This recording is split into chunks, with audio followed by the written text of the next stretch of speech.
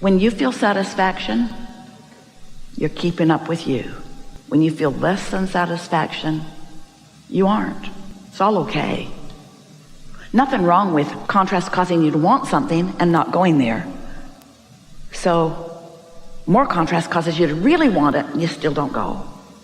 No problem. More contrast causes you to really, really, really, really, really want it.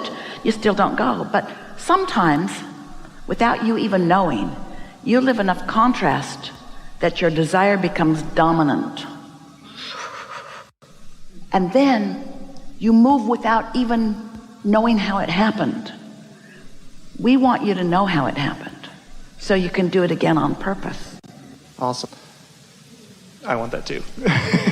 It's coming. It's getting better. Closer to step 5. I had something else pop up on that, but you know what he means by step 5? These are the steps in the creative process. Step 1 is ask. Contrast causes you to do that. Step 2 is you launch this rocket. That's step 1. And your inner being becomes a vibrational equivalent to the rocket. So that's step 2. When you ask, it is given. Someone should write a book. Step 1, ask. Step 2, it's given. Step 3, before you can experience the manifestational effect of what has already been given, you have to find vibrational equivalency with your desire, which means you can't focus upon the absence of what you want and be a match to what you want.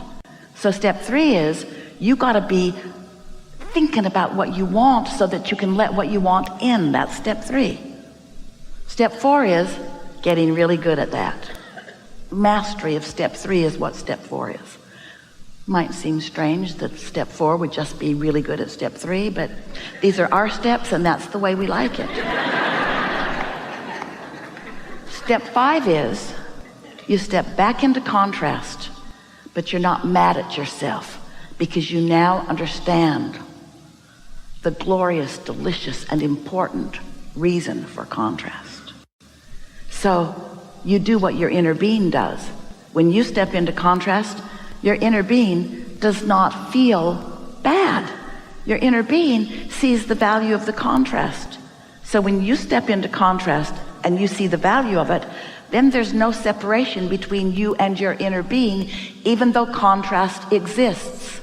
We've never said that clearly before. Step 5 is contrast exists and you have awareness of the contrast, but you have awareness of the contrast from your inner being's perspective. So you're not detaching from source. I definitely want to get better at seeing the vortex version of things like that. And it's just Why? because of how you said it. Because I like feeling well-being, allowing well-being, and that's the not answer being to everything. taken out of, being taken when out you by... really mean that, when you say, I like the satisfaction of alignment, you've got this figured out. I like the satisfying feeling of being a vibrational match to what I'm asking for. Does that mean you need to always be there? Step 1 is really important. Without step 1, there's no expansion. So are you going to beat up on yourself when you're in step 1, or are you going to jump up and down with glee like your inner being does? Oh, good, there's trouble. There's trouble, and therefore desire, and therefore expansion, and therefore potential satisfaction. That's how your inner being feels. Oh, good, they're in trouble. They're in trouble. They're in trouble. Everyone turn on the television. Trouble, trouble, trouble, trouble, trouble, trouble, trouble, trouble, trouble, trouble.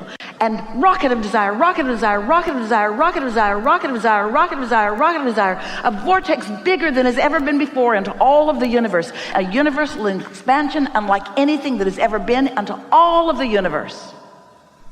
Thank you for the trouble.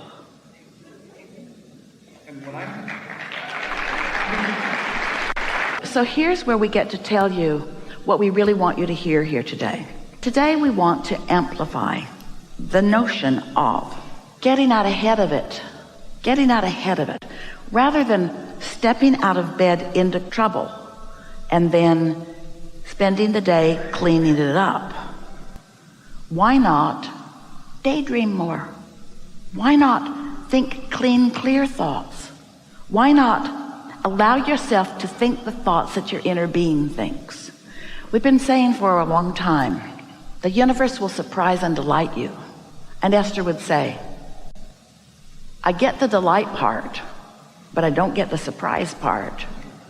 Because if I'm the creator of my own reality, shouldn't I be expecting some of it? And we say, however, you've been living life so incrementally, you've been putting pieces of things. It's like some really delicious recipe that when you eat it, you might be able to identify some of the dominant components. But really sophisticated, subtle, creative cooking, using all kinds of methods and ingredients in perfect relationship to each other, can create things that you can feel satisfaction for when you taste them, that you can't identify all of the individual pieces for unless somebody gives you the recipe. And those really, really good cooks never do. So the recipe that you've put together, all you have to do is tune in with who you are, and then you get to start savoring it and tasting it. And then life will show you how you got there if it matters to you. But we would just demonstrate alignment through your joyful attitude and let them figure out just one thing from knowing you. I'd like to be happy like that guy. I'd like to be successful like that guy. I'd like to be in a state of chronic satisfaction like that guy. I'd like to have the fun that guy has. I'd like everything to work out like that guy does. I'd like to live like that guy seems to live, where everything that he seems to articulate just flows easily into his experience. We want you to, in the background, be considering the subject that's really on the table here today, which is cleaning up vibration, which is reacting or acting from a place of alignment.